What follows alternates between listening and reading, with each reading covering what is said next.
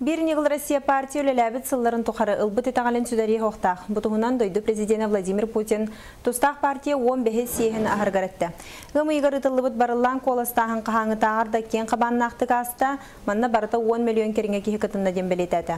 Партия кандидаттарын қанық бағар жағанығылара, саналары, әтейлері партия репутация тұғыр жайыр, кенетерінен бұбарға партияттан күттарчы olan bir mandatta hukuktan kandidattар бөдің политической күйі білігін әрелерін өйдіқтіқтір. Етені қахан бағар Джон Интерехин көміскүлдерін ұмны соқтақтар ден тұғылан өтті. Речь шла о том, что сегодня избиратели стали требовательными к кандидатам, депутатам, чтобы они были честными, чтобы они были объективными и решали те вопросы, которые необходимо решать в интересах народа. То есть речь идет о том, что прошло время пустых обещаний, голословных обещаний.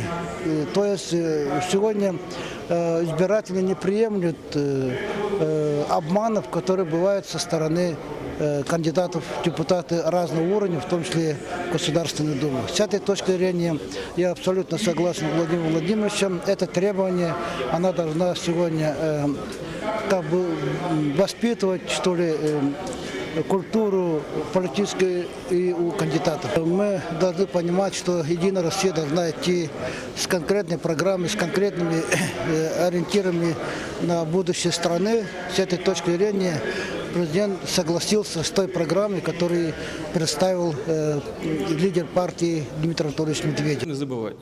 Партия лидері Дмитрий Медведев көгіләхіннен бұбарды республика 9 губернатор, оны 10 республика бағалығын аты келді. Келінер орталырғар сақа сірін Илдархана бар.